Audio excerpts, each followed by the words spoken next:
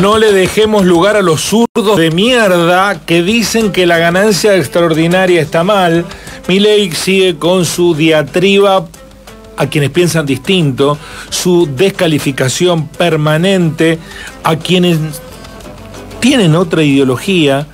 Es esa permanente diatriba violenta que incluso ha mutado en que muchos terminen elogiando esa agresión, esa crueldad. Bueno, elogio a la crueldad. Esto de Milei lo dijo esta mañana en una charla con empresarios, hace minutos. Es título de Infobae de 5 minutos. Recibimos a Martín Gramajo, Así son las ideas y las reflexiones, que justamente va a hablar de elogio a la crueldad. Cuando vi el título dije, bueno, ahí está. ¿Cómo estás, Martín? Muy bien. Bienvenido. Muy bien. Te escuchamos con mucha atención.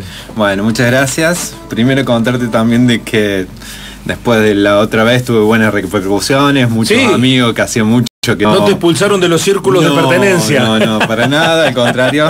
Así que, y de hecho hay un amigo, bueno, primero el un mensaje, José, para mí es un orgullo. Nuestro también, prócer de la filosofía. Sí. Y el maestro mío también. Y después un amigo mucho, que hace mucho que no lo veo, que también del medio, Gastón Molayoli.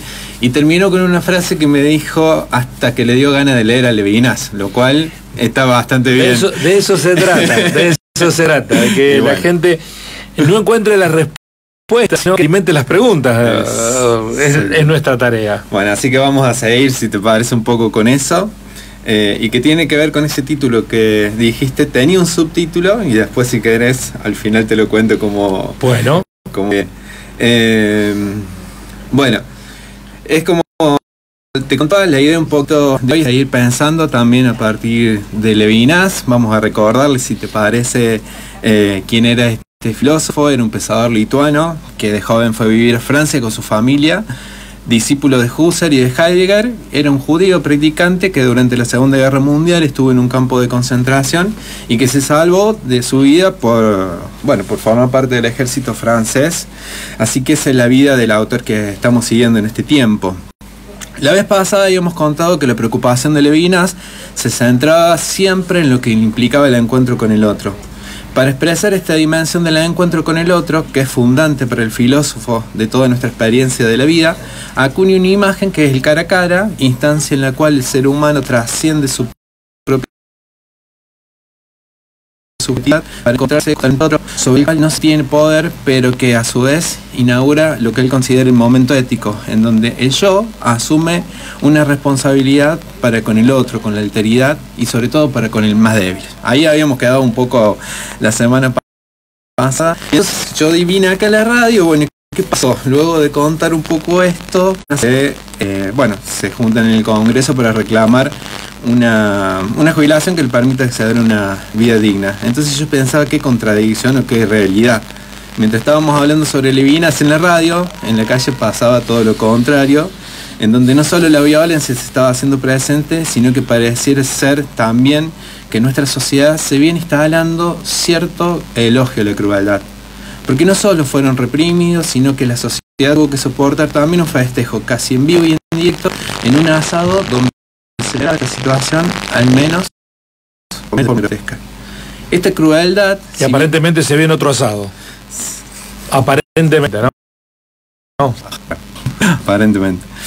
Esta crueldad, si bien no es una novedad histórica, considero que es una novedad sobre todo en nuestro tiempo y que se está dando como un virus que se expande y toma varios aspectos de la sociedad. Y para esto obviamente volví a Levinas y me acordé de una escena que él narraba sobre a la muerte. Cuando le hicieron un cariño, el perro respondió moviendo la cola, saltando y lamiendo la mano de aquel desdichado. Al frente de ellos, aquel verdugo que se veía quienes estaban enjaulados fuera insoportable. Levinas cuenta que el guardia, en vez de quebrar el momento, se quedó quieto observando la escena. En ese momento el perro vio al guardia, se acercó a él y ante todo pronóstico, lo acarició también. Levinas concluye la escena diciendo que el perro es quien reconoció en los presos la dignidad humana que en sus carceleros le habían quitado. La escena es intensa y a mí lo que no me sorprende obviamente es la actitud del perro, sino lo que me sorprendió fue la actitud del carcelero. Esta persona que durante todo el día ejerce crueldad sobre los torturados sin aparente remordimiento es el mismo que ante la presencia de un perro que le mueve la cola parece convertirse nuevamente en humano, en uno más de los que estaban ahí. El poder del perro parece que no solo fue devolver la dignidad a los torturados, sino también que le devolvió la dignidad al carcelero. Pero ¿por qué esta actitud del carcelero nos disloca? Sin duda, era mucho más fácil esperar que el carcelero sea un monstruo, un psicópata, pero no. El horror de la escena es que se nos presenta el carcelero como una persona común, como un ser incluso capaz de conectarse con otros seres, un ser capaz de tener gestos de ternura. Y lo mismo pasa en nuestra escena todos los miércoles. Para quienes vemos con horror la represión de los jubilados, tendemos a creer que los policías que ejercen violencia son sádicos, inestables emocionalmente, que seguramente no quieren a nadie ni se merecen el perdón de Dios ni de la patria. Pero lo más probable y lo más doloroso es que capaz eso no sea así.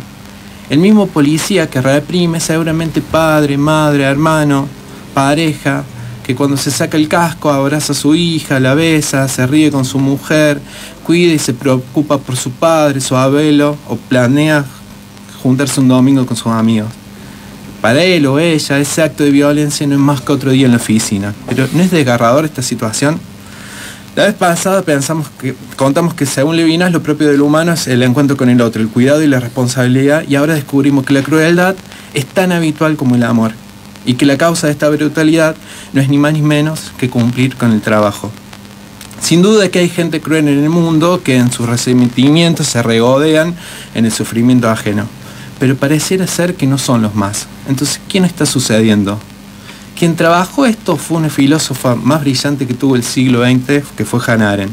La filósofa explicaba que estos hechos de crueldad y esta disociación que opera en los carceleros, por ejemplo, hace referencia a lo que ella nombra la banalidad del mal. Arendt entiende que, y como estuvimos reflexionando, cuando pensamos en el mal, es común visualizar figuras poderosas, perversas, incluso monstruosas. Pero Arendt, observando ni más ni menos que el juicio de Adolf Eichmann, se dio cuenta de algo mucho más inquietante. El mal, en muchos casos, no proviene de la maldad radical de los individuos, sino de la ausencia de pensamiento. Eichmann no parecía ser ni un demonio, ni un hombre que disfrutaba del sufrimiento de los otros. De hecho, dice Hannah Arendt, era terriblemente común, un funcionario eficiente que simplemente cumplía con su deber. Era alguien que se limitaba a seguir órdenes, a obedecer las normas establecidas sin cuestionar su legitimidad o su moralidad. La banalidad del mal revela cómo en un contexto burocrático y de obediencia ciega a la autoridad, el mal puede volverse rutinario, burocrático, parte de un engranaje de un sistema que despersonaliza a sus víctimas y diluye la responsabilidad individual. No hablamos aquí de un mal que nace del odio apasionado, una ideología radicalmente destructiva, sino de un mal que surge cuando los individuos dejan de pensar críticamente. Y lo aterrador de esto es que cualquiera de nosotros, en ciertas circunstancias, podríamos caer en este mismo tipo de comportamientos. Hacer lo que se nos dice, cumplir con nuestra tarea sin detenernos a considerar las implicaciones de nuestras acciones. Arendt entonces nos interpela a pensar no solo en la naturaleza del mal, sino también en la importancia del pensamiento, del juicio moral, de la capacidad de decir que no cuando se nos ordena algo que en el fondo sabemos que está mal. Leyendo a Arendt y a Levinas, obviamente, entendemos que si bien el elogio de la crueldad nos tiene un escenario al menos apocalíptico y un poco desalentador, todos y todas tenemos en nuestras manos las herramientas para resistir y transformar esta realidad. En el contexto que venimos hablando, no nos resulta tan extraño, entonces, que desde un mismo sector que se reprime a jubilados y se regodea el sufrimiento ajeno en algunos casos, se muestra la universidad y la educación pública, porque, como dijimos, el antídoto a la crueldad siempre es un pensamiento crítico y la alegría de encontrarnos con un otro, aunque no lo conozcamos. El gran mito de los discursos hegemónicos contemporáneos es que cada cual puede salvarse solo. Pero esto no fue así, ni tampoco lo es, ni tampoco lo va a ser. Porque parafraseando a Aristóteles hace unos 2500 años, uno no puede ser feliz si vive en una comunidad que no lo es. La tarea que nos toca, evocando a Aren y a Levinas, humildemente creo, es no dejar pasar la crueldad. Tenemos que impedir con todas nuestras fuerzas y con toda nuestra inteligencia que esta no se haga habitual. Por ello es que hoy más que nunca, y sobre todo después de la marcha del miércoles pasado, necesitamos como sociedad más educación pública, gratuita y calidad, y menos represión, ahora y siempre. Bueno, celebramos y suscribimos. Y qué cosa la condición humana, ¿no? Cómo puede mutarse a lugares impensados. Todos nosotros, no estamos ajenos a eso. Sí. Hay que hacer un esfuerzo, por eso me gustó mucho la idea de Hannah Arendt respecto de esta idea que si no se piensa, se está más cerca de generar conductas que sean agraviantes para los demás, ¿no? Sí, avalarlas y además, o ejecutarlas. Sí, eso es lo más, cuando yo estaba pensando todo esto, porque uno trata de pensar en esto de lo horroroso, ¿no? De decir, el otro que está ejerciendo violencia es alguien horroroso, monstruoso, pero en verdad es alguien similar a uno. Entonces eso creo que es lo que más llama la atención de todo este relato, porque sin duda hay personas que piensan que esto que decía recién, que son sádicos, pero el hecho de que la violencia se hace por un trabajo es tremendo, por una habitualidad, digamos. Todos hemos tenido episodios en nuestra vida donde nos enfrentamos. Yo tenía 18 años y estaba haciendo el servicio militar, perdón la autorreferencia, pero me recordó eso. Se nos prometió que si nos portábamos bien, éramos buenos soldados, obedecíamos las órdenes, cumplíamos, nos íbamos a ir en la primera baja. Habíamos comenzado el servicio militar en abril.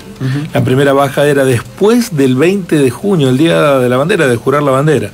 Abril, mayo, junio, 3 meses de servicio militar. Yo digo, este es el paraíso.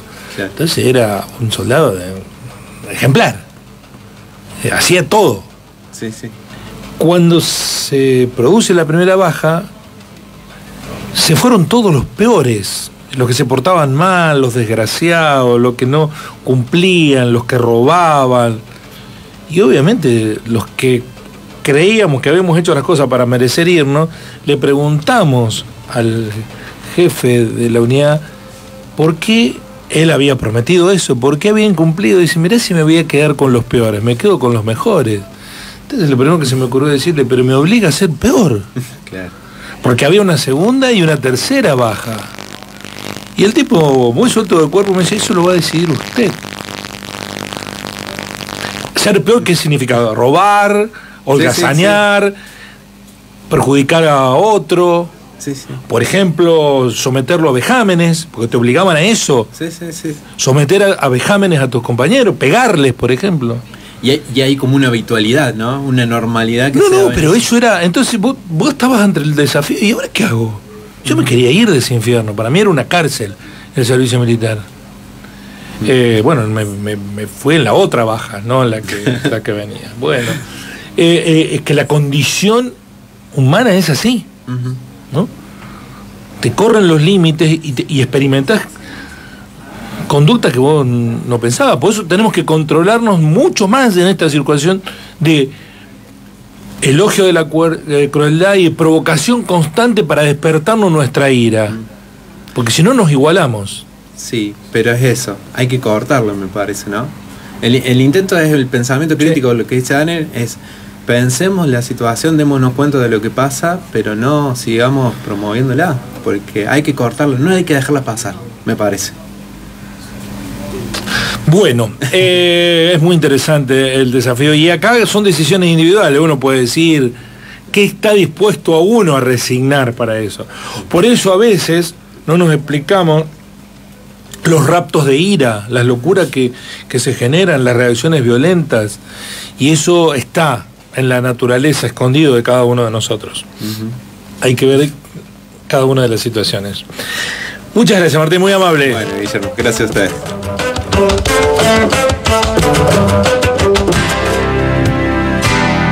Así son las ideas.